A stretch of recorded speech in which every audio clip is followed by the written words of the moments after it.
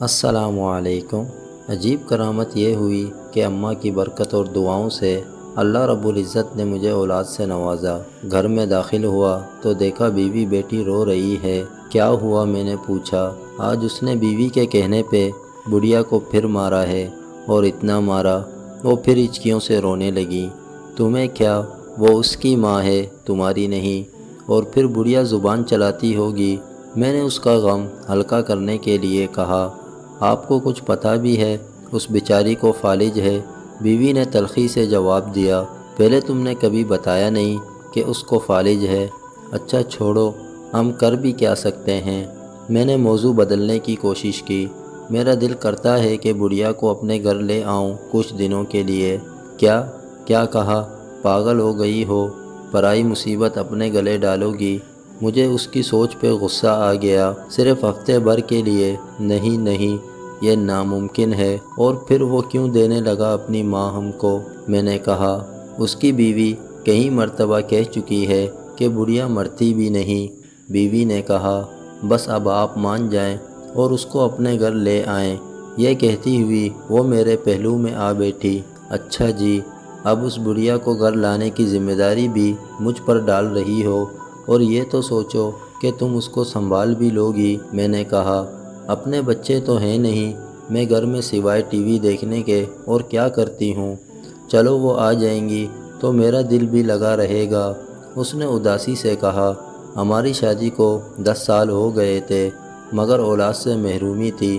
میں نے سوچا چلو بات کر کے دیکھنے میں حرج نہیں ہے، کون سا وہ اپنی ماں ہمیں دینے پہ راضی ہو جائے گا۔ اگر راضی ہو گیا تو، اگر وہ بڑھیا مستقل گلے پڑ گئی تو؟ میں نے اپنے خدشے کا اظہار بیوی سے کیا۔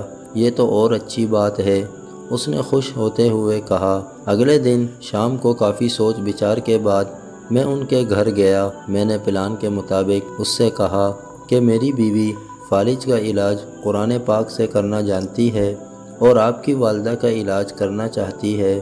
یہ سن کر اس نے کسی خوشی کا اظہار نہ کیا، تو میں نے بات جاری رکھی کہ اس میں مسئلہ یہ ہے کہ آپ کی والدہ کو ہفتہ بھر ہمارے گھر پر رہنا ہوگا۔ آپ فکر نہ کریں، ہم ان کا اچھے سے خیال رکھیں گے۔ یہ سن کر اس کے چہرے پہ شرمندگی اور خوشی کے ملے جلے اثرات پیدا ہوئے۔ اس نے تھوڑی سی بحث کے بعد اجازت دے دی۔ میں نے اٹھتے ہوئے کہا کہ علاج میں 15-20 دن بھی لگ سکتے ہیں۔ اس نے اور بھی خوشی محسوس کی۔ کہنے لگا، سلیم صاحب، میں چاہتا ہوں کہ میری ماں ٹھیک ہو جائیں، بھلے مہینہ لگ جائے۔ اور یوں اماں مستقل ہماری ہو کر رہ گئیں۔ وہ بڑھیا سفید روئی کا گالا سی تھیں۔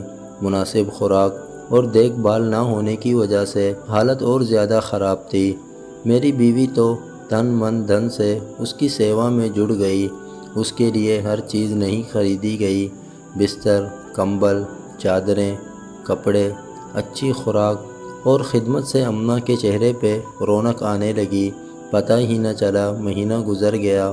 پہلے اس کی بہو ہر 2 دن بعد آتی رہی، پھر 4 دن کا وقفہ ہوا، پھر ہفتہ ہونے لگا۔ اماں کو واپس لے جانے کی بات نہ اس نے کی نہ ہم نے۔ دوسرے مہینے میں وہ ایک ہی دفعہ آئی، گھر کی مصروفیات کا رونا روتی رہیں۔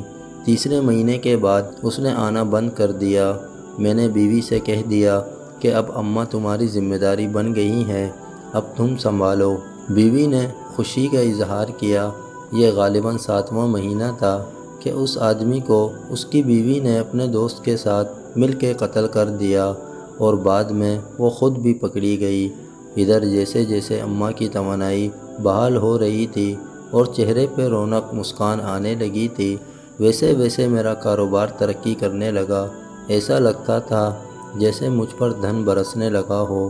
سال بھر میں میری 3 دکانیں ہو چکی تھیں۔ تیسرے سال ہم تینوں، میں، بیوی اور اماں نے حج کی سعادت حاصل کی۔ گلستان جوہر میں 500 گز کا بنگلہ خرید کر وہاں شفٹ ہو گئے۔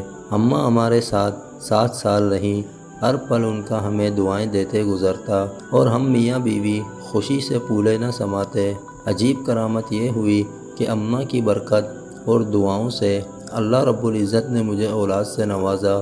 آج وہ ہمارے درمیان نہیں، مگر ان کی کمی شدت سے محسوس ہوتی ہے۔ پچھلے دنوں میری بیوی بہت خوش تھی، وجہ پوچھی تو کہنے لگی میں نے ایک خواب دیکھا ہے۔ کیسا خواب؟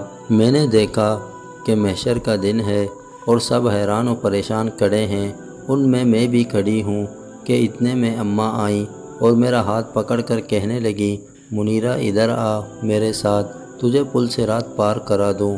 میں ان کے ساتھ چلی۔ ہم ایک باغ سے گزرے، تھوڑی دیر میں باغ ختم ہوا تو ایک بڑا سا میدان آ گیا تو اماں کہنے لگی بس ہو گیا پل صراط پار۔ میں حیران ہوئی تو وہ بھی زور سے ہنسنے لگی۔